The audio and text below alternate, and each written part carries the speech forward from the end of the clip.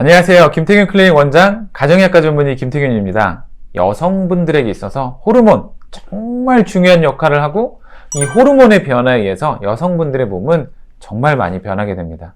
여성으로서의 아름다움을 만들어주기도 하고요. 또 정말 위대한 또 어머니의 역할을 하게 해주는 게 바로 호르몬인데요. 이 호르몬이 40대 중후반을 지나게 되면 불규칙해지면서 여성분들은 폐경기를 맞이하게 됩니다. 폐경이 오게 되면 여성분들의 특히나 이 복부 피하지방 및 내장 지방량의 증가가 발생하게 되는데요. 여성 호르몬인 에스트로겐의 영향에 의한 것으로 생각이 되고 있습니다. 특히나 이 복부 쪽의 지방 축적은 인슐린 저항성 및 또 2형 당뇨병의 중요한 원인으로도 지목이 되고 있는데요. 비만이 있다 그래서 폐경 나이와 관련성이 아직 밝혀진 건 아니지만 비만이 있으면 인공 폐경의 증가와 관련된 경향은 보이고 있고요.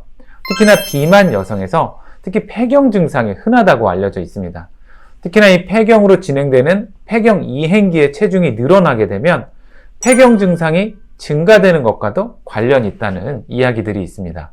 우리나라의 한 통계를 보면 여성분들의 복부 지방률은 20, 30대 때 굉장히 낮게 유지가 되다가 40, 50대가 되면서 급격히 올라가는 양상을 보이는 통계가 있습니다. 많은 여성분들이 갱년기 증상 때문에 힘들어 하시는데 조금 더 편안한 갱년기를 맞이하기 위해서라도 체중이 늘지 않는, 그리고 폐경기 전에 정상 체중으로 체중을 조절하는 다이어트는 꼭 해주시는 게 좋겠습니다. 그럼 단순히 갱년기 증상 혹은 아까 잠깐 말씀드린 인슐린 저항성이나 당뇨 때문에 다이어트를 해야 하느냐? 사실 단순히 그렇지는 않기 때문에 오늘 이야기를 좀 준비를 해봤는데요. 지금부터 집중해서 잘 들어주시면 좋을 것 같습니다.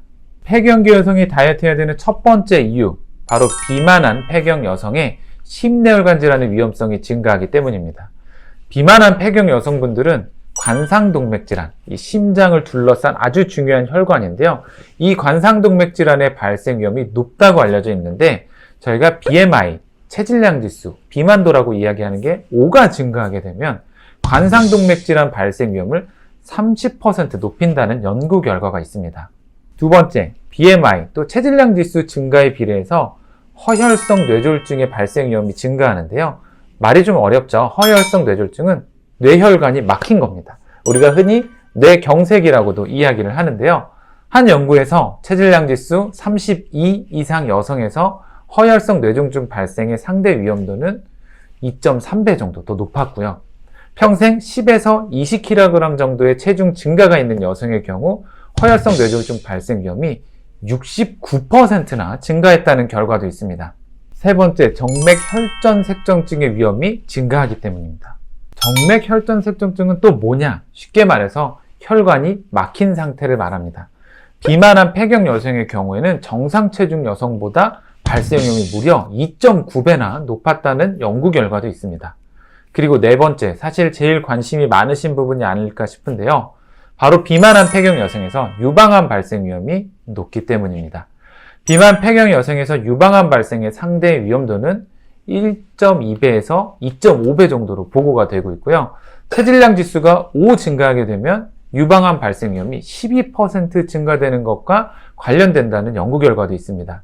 특히나 폐경 전 30, 40대의 체중 증가하는 것도 폐경 이행기에 폐경으로 가는 단계의 유방암 발생 위험에 기여하는 것으로 보고가 되고 있어서 특히나 이 폐경 전부터, 특히 30, 40대부터 체중 증가가 되지 않게 조절하는 것이 굉장히 중요합니다.